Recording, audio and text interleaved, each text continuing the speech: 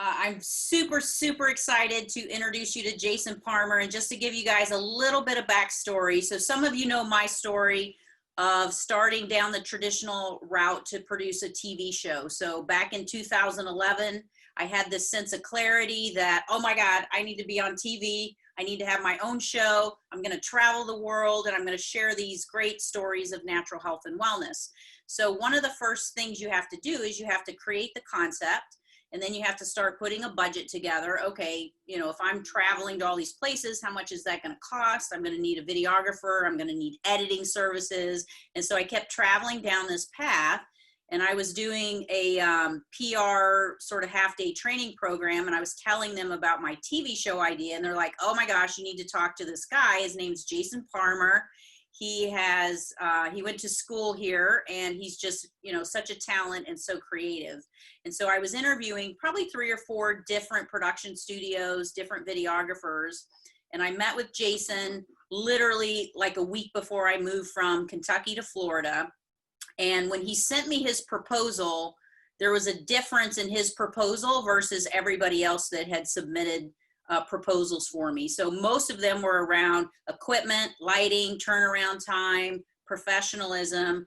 And when Jason put his quote together, he's like, I see you, I believe in this vision, I know what you're trying to accomplish.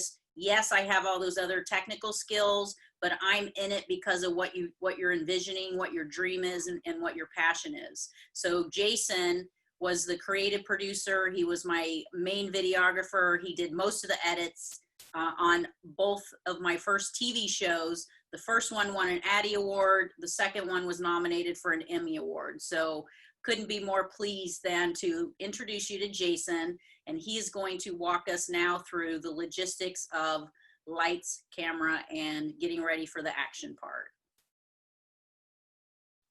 Oh.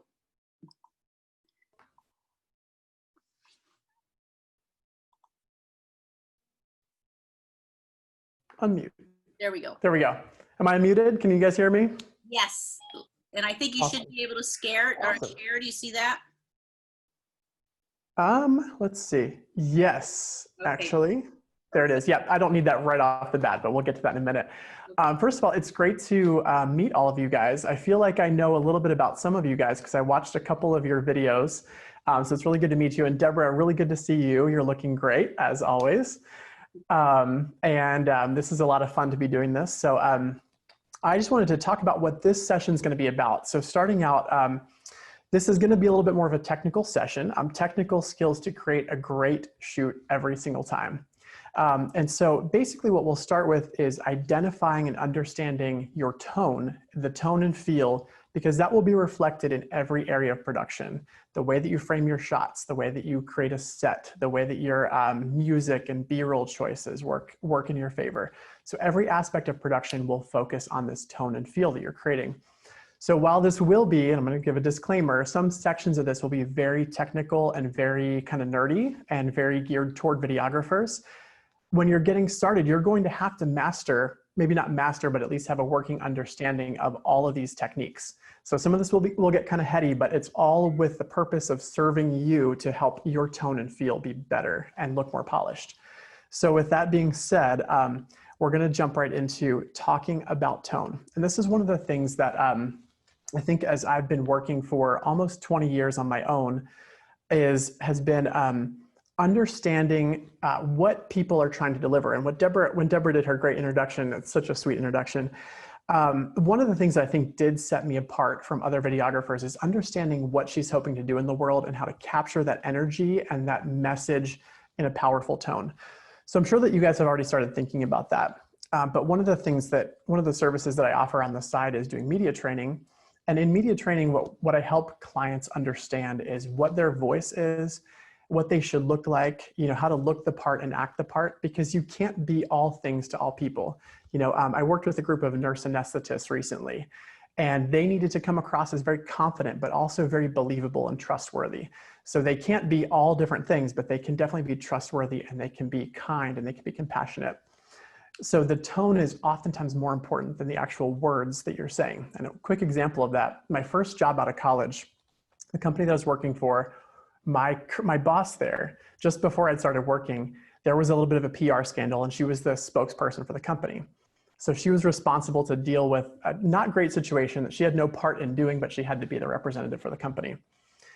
And so she's always very good with words. She wrote out every word perfectly, and she had great messaging. Everything was on point. But when the reporter showed up on campus and surprised her, she's one of these women that has like beautiful silver gray hair, and she looks really put together and polished, but she looked really just frazzled and nervous and really just not in a good place.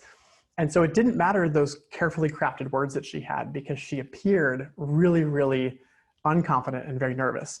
So what I learned from that very early lesson in my career is that tone is sometimes more important than the actual words that are being said. So one of the things that's great news for all of you is you may not have mastered some of the technical aspects of video yet, and that's okay, but you can master your tone, and you're the only people that can tell the story in your particular way. And one of the things that I really loved about Deborah when we first started working together is, there are a million health and wellness shows out there. Everything from, what to eat, how to exercise, all those different things.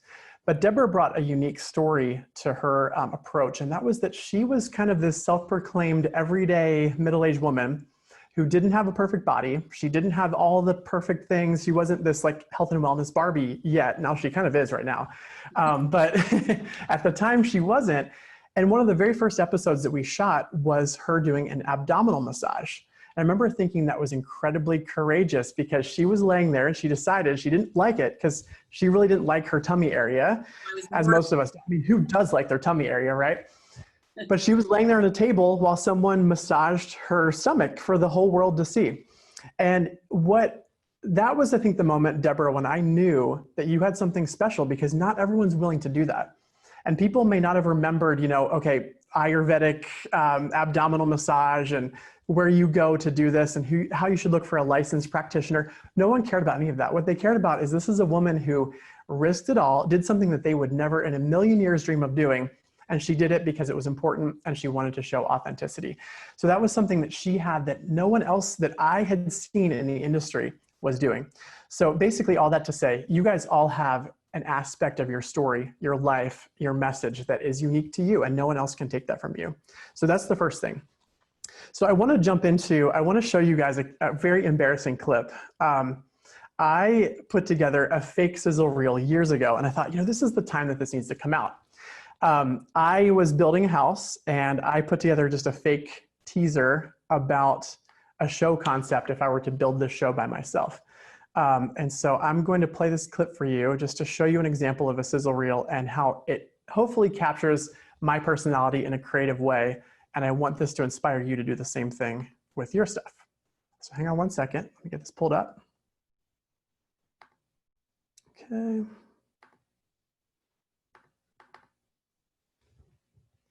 Okay. Can you guys see my screen? Eddie. Okay, hopefully you guys can hear this too. I'm Jason, and I'm gonna build my own house. Can you hear it? Yep. Well, hopefully. By day, I own an ad agency, but by night, I'm gonna be my own contractor. No blowouts, I'm a pro. What experience do I have? None. That's why he's a professional and I'm holding the baby. Watch me make all the mistakes, so you don't have to. That was a little scary. It'll either be a dream or a disaster. The property is perfect. It'd be like falling off a cliff and drowning. This is the part where you can actually lose fingers. But one thing's for sure, it won't be boring. Look at this stuff, isn't it neat? You'll learn everything from buying the property, building a foundation, and putting a roof over it. And here's the best part. I'm going to build this house completely on barter. And trust me, if I can do it, you can do it. Let's build some fabulous houses. I'm Jason, and you're watching Build It on Barter. Okay, so you guys could you guys hear that? Pretty good. Okay. So all that to say, like what I wasn't going for a perfect contractor putting everything together. My tone was quirky, funny, hopefully brought a little bit of humor and brightness. So Deborah sent me a few of your right off the bat elevator pitches. And I got a chance to watch them, and I'm so glad the three that I got to watch Jyothi. Am I saying Jyothi right? Is that correct? Yeah. Okay. You're all Josie, Moira, and Monique. I got to watch the three of your videos. And honestly, it was the perfect three to watch because you guys were very different and had a very different tone. And so what I wanted to talk through, I'm going to use you guys as kind of case studies. I hope that's okay.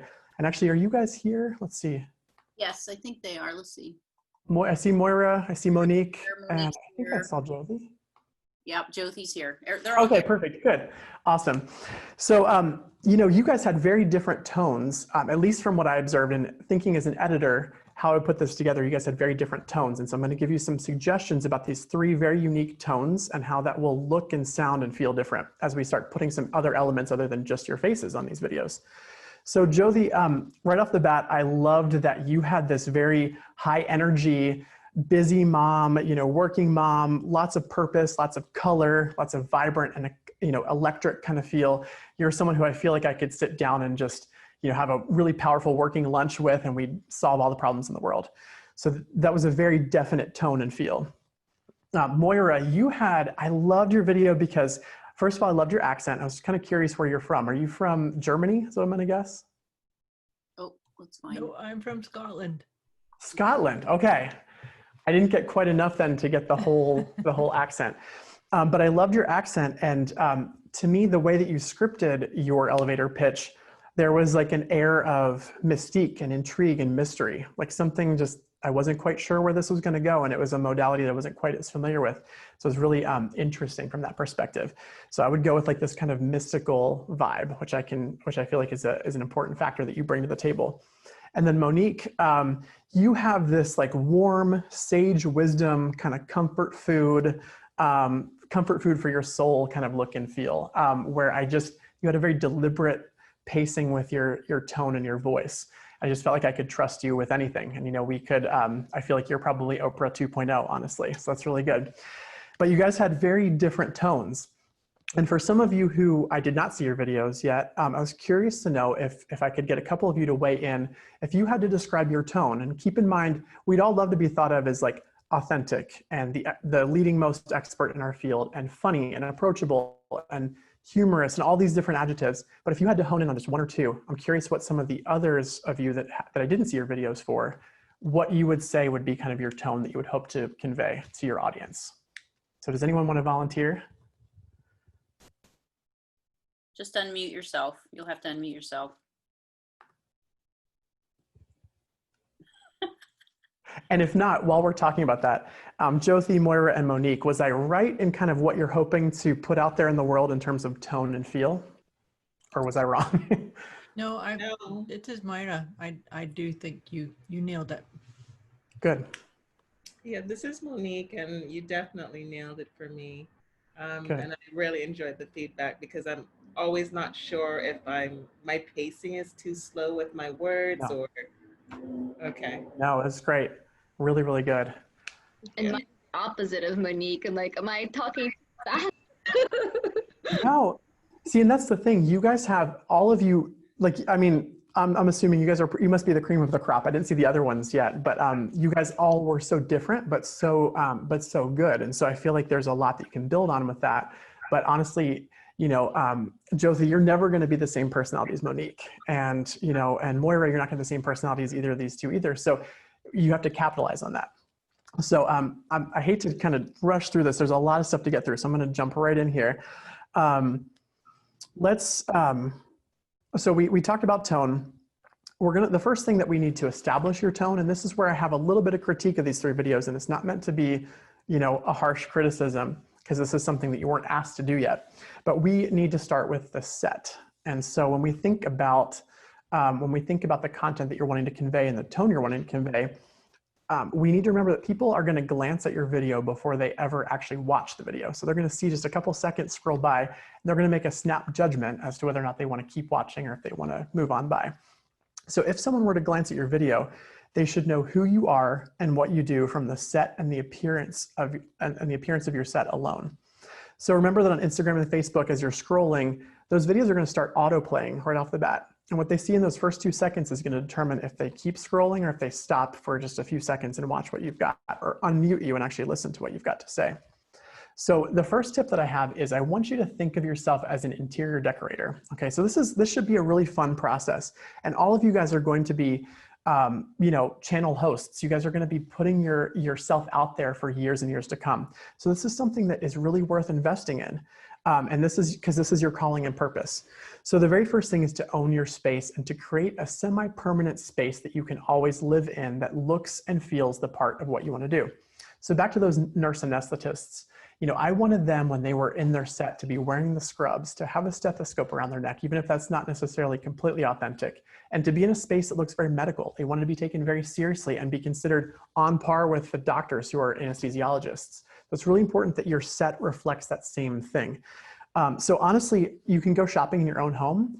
Just to quickly look behind me, you know, I just quickly slapped this together, have a backdrop set up here. I have my camera contraption set up here in a tripod and an actual working light here and just a couple of set pieces. Just something so that if someone glances at me, they're like, I don't know exactly what this guy does, but he probably does something in the video realm.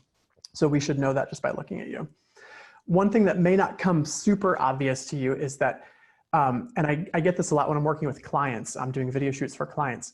They'll say, oh, we have this great space to shoot in. There's this really big, beautiful painting or a huge window over here.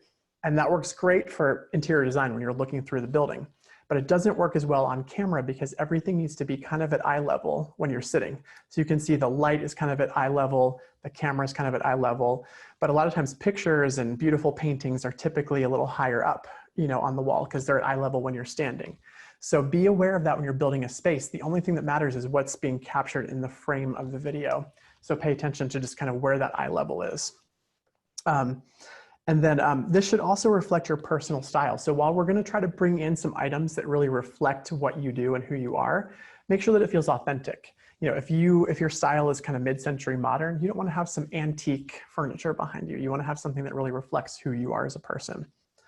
The other critique that I have for almost everybody, and I've seen a lot of Zoom calls, a lot of webcam videos over the past couple of months, as all of us have with this pandemic, is that people tend to, they do tend to do a little bit of work in creating a visual space for themselves, but then they tend to sit all up on it. They're right up against the wall. And so the videos that I watched, you guys were very close to your background. And one of the things that we want to do is we want to add some depth. So to add some depth, and I'll eventually show you a picture of my setup here because it's a little bit messy, but what you see is hopefully looking pretty good. I'm about 4 or 5 feet away from the background.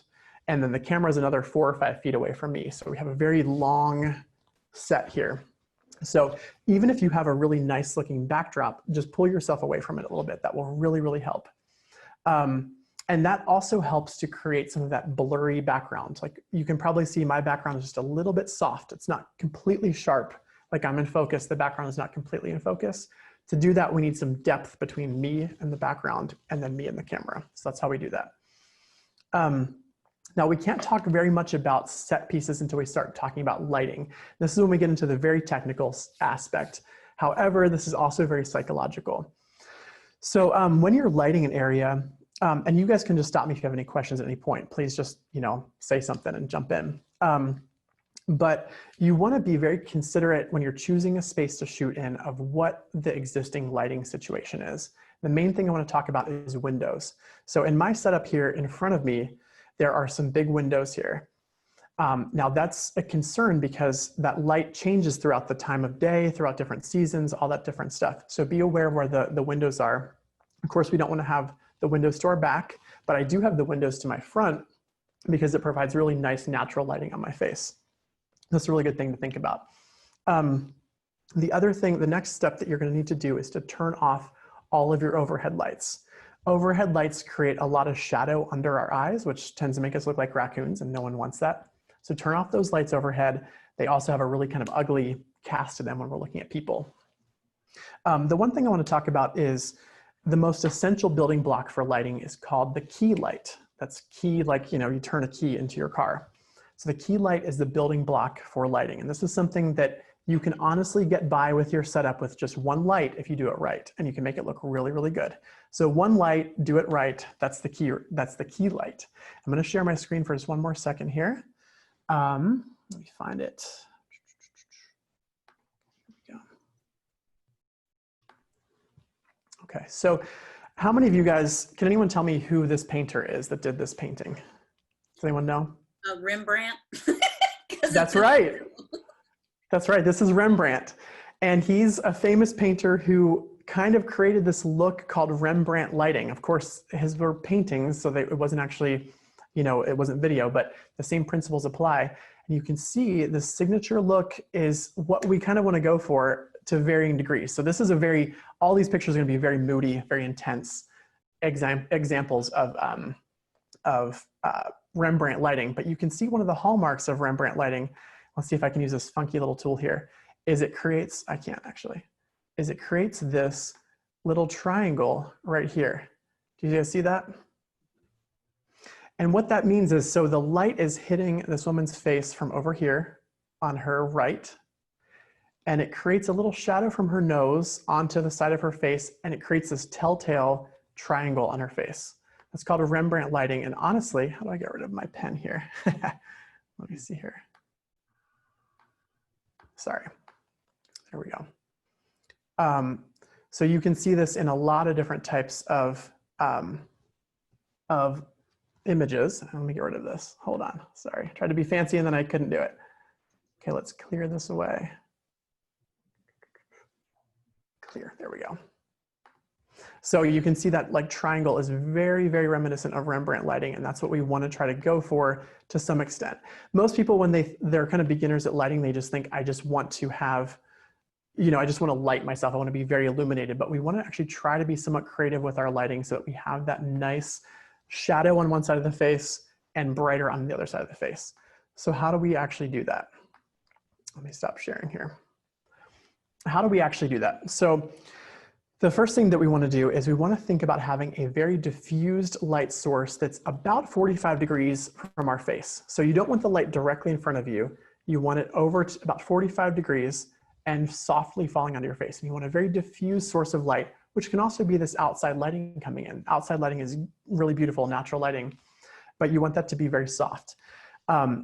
A lot of you, I noticed, that have glasses, you see that glare in your glasses from the lighting. The simple trick for that is to raise the light source way higher than your head. So the light should be coming down on you instead of directly right at you. Now, when you've probably heard that everyone has a good side and a bad side, and whether or not that's true, it actually is very true. So one of the things I would challenge you to do is to actually go into the bathroom and tell people what you're doing, because they'll think that it's really weird how long you're gonna be in there, and grab a lamp that has just like a regular neutral shade. Nice diffused light, turn off all the lights in the bathroom. I just want you to hold the light at different places in your face, follow it around, and see where you look the best. Raise it up, raise it down, raise it to the left and the right to varying degrees. Obviously, if you move it more toward the side instead of the center, you're gonna have a lot of shadow on the other side of your face, and then less is gonna provide less of that shadow. So play with that a little bit. I challenge you to kind of look and see how you look the best, because you're probably gonna be your toughest critic in terms of how you look on camera. So I want you to play with that a little bit, keeping in mind that this key light should always be a diffused source of light, and it should be very, very, very flattering on you, depending on how you have it set up.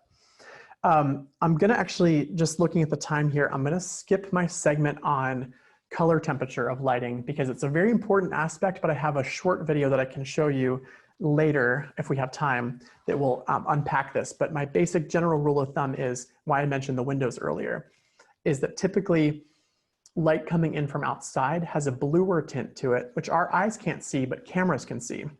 So the light coming in from outside in a window is gonna have a bluer tint, while a lot of the light inside is gonna have a orangey kind of look to it. So in my setup, I'm gonna show you this here in a second. I'll show you what my setup looks like. Can you guys see that? Yes. Okay, so this is the view if you're looking at me. So you can see I have my camera over here, I have my laptop in front of me, my set pieces, and I have this thing that says Cowboy Studio up here. That's my big softbox light, and I'll show you a link to that. I think it's a great tool. I think that Laura was just mentioning a ring light that will do a lot of the same things that this softbox light will do. I prefer the softbox because it's really, really warm and really soft. And then because I'm sitting in front of these big windows, and I'll show you the back view here. This is from my perspective. See how messy it is, but that doesn't matter because all you can see is what's actually behind me. So this is kind of my office and studio setup. You see my table's all out of whack, but you can't tell that from the initial setup. And then you can actually see that the light, the softbox, is the same color as the light coming in. So this is actually a blue tinted light bulb. It says daylight on the light bulb. And just for a second, I'm going to show you. I'm not sure if you guys can see this, but when you look at you know, a light bulb that you might buy in the store, it's going to be kind of hard to see. They say on them, this one says soft white, and that implies that it's very similar to an indoor light. It's not considered an outdoor light. There's usually a little guide on the back that says light appearance. It's going to say more warm or less warm. And so you want to look for, if you have a lot of windows, you want to use a light source that's similar to that light coming in, so it has a bluer tint to it. And again, I'll show you a video that dives into that a little bit more deeply, but it is an important thing to consider. So again, to look at my setup, I am, like I said, about four or 5 feet from the wall. So it helps to create a little bit of that depth. And I'm using the windows, so I have a softbox, but I'm also getting some ambient light from the windows. And in the background, I have this, this indoor light. This is actually an orange colored light. You can probably see it looks nice and warm, and that's just designed to warm up the background. So as long as that's not hitting my face, it's okay that it's a different color than the light coming in the window. And again, we'll get to that in a minute. Let's see. Okay, so skipping ahead, because I think I only have a few more minutes left before we get to Q&A. So let's talk about looking and sounding great beyond this. So first of all, I want to ask if you guys can answer a question for me. What camera is going to be the best if you're talking about your laptop's webcam, your smartphone, or your tablet, iPad? What's going to be the best camera of those three? Does anyone know? Probably the iPhone 11. Yes. The iPhone? That's right, the iPhone. It's actually, it's much easier to shoot something on your laptop. And I have my laptop in front of me, but I'm using a separate camera. Your iPhone is going to have a great image quality, much better than your laptop or your iPad. So we want to kind of, if you don't buy anything else, which I think that one of the sessions talked about, you know, you don't have to rush out and buy a bunch of stuff right now. And I'm going to agree with that. Start with your iPhone as the best camera. The other thing you're going to need to consider, though, is audio is very important, and iPhones do not have the best quality sound. So I'm going to show you, I'm going to go back to my web browser here. And while you're doing that, I was just going to say, I think I said this during the break, but in case you missed it, when it comes to all of the technical aspects, all of them are important, but audio is probably one of the most important, because you can look fantastic, your set can be great, your lighting's perfect, but if your audio is blurry and garbled and people can't understand what you're saying, they're gone. So yep. Definitely, you know, make sure your audio is clear and sharp. Yeah, and the good news is this is one of the cheapest things to get figured out. So I would hardly recommend, you can just get on Amazon. There's not a specific, I don't have an affiliate link or anything like that, but you're going to want to find a lavalier mic. You have that too? Yeah. Yep. So if you have a newer iPhone, it's going to require that lightning adapter that plugs right in, because Apple got all high tech and took away our headphone cables, which was really annoying. So you need that lightning pin. If you're on an Android or an older iPhone, you'd go with just a traditional, you know, headphone adapter. But these are all over the internet, and you can see on Amazon, they're like 25 bucks. So really, really, that's the best investment you can make. I think before we finish this call, all of you should order that on Amazon right away. So that's probably the best recommendation. There's also something called a shotgun microphone. And this is really great if you're trying to capture some sound of other things happening. So if you're doing like a nature walk and you want to capture the sound of the birds and, you know, the footsteps on the ground, this is a great mic to use. This is about, I think, 100 bucks. Yeah, about 100 bucks on Amazon. But honestly, the lavalier for doing your own setups, that's what I have on here too. It usually sounds really, really good. So when it comes to visuals, let me go back to me here. When it comes to visuals, we've walked through some basics of creating a nice set and lighting yourself decently. But no matter how well that set looks, if they look at you for more than about 10 or 15 seconds in a row, they're going to get kind of bored with it. No offense, but they need to see something called B-roll, which is, I'm sure you're familiar with that term, but it's kind of the background shot, the shots that do a good job of explaining what you're doing behind the scenes. So if you're doing a cooking show, your temptation is going to be to have all of your ingredients out here and one after the other, just pour them in the pot and just keep it on one shot. What viewers like to see is variety of shots. And this is where you can get really creative. And again, use your iPhone to really get some really creative shots. Definitely shoot the whole take with yourself, but then edit in really creative shots, like right above the ingredients, or like a really tight shot showing just like the color and texture of the tomatoes you're using. Get really creative and think funky. When we shoot B-roll, I like to tell people, if you were in public shooting this B-roll, this behind the scenes footage, if you're not having people stare at you because you're in a really weird position trying to get that shot, then you're doing it wrong. So you need to be, don't just point the camera at whatever you see and get a shot of it. Think about what's an interesting way to show this, what's an interesting way to show texture. Because most people are gonna watch you on a little screen on a phone. Think about close-ups, get really close and tight in on that, really make it an interesting dynamic shot. And one thing that I'll mention too, using your iPhone, iPhones are hard to get a lot of blur in the background. Of course, that's a look that we really all want. The closer you move that phone to the object, the more of that background blur, that bokeh you will have by putting the phone really close to the items. The other thing I'll recommend is definitely get yourself a tripod and a little adapter that fits your phone on it. Deborah, I think you have one of those too, or a couple of those. I brought it. Good, yes. This is actually a perfect selfie stick, so it fits almost all size iPhones. It has a Bluetooth function, so I can actually, not have to do this and then try to figure out how to edit that out. I can just actually have my thumb right here and push it. And then, yes, it's also a tripod. So if I want to do still shots, it has a tripod. This is called a Yoozon, Yoozon. And I pretty much keep this in my purse and just take it everywhere because it's amazing and it wasn't that expensive. That's right. So when you're shooting B-roll, the other piece I wanted to really point out is on your iPhone, shoot it, slide it to slow motion mode. B-roll in slow motion looks so beautiful and adds a level of professionalism that used to not be possible on phones. So if you shoot in slow motion, even people interacting, slow motion just adds a really nice professional feel to it. I'm going to provide a couple other links later to some products that you can use to really have some smooth shots. There's something called, I'm going to show this real quickly.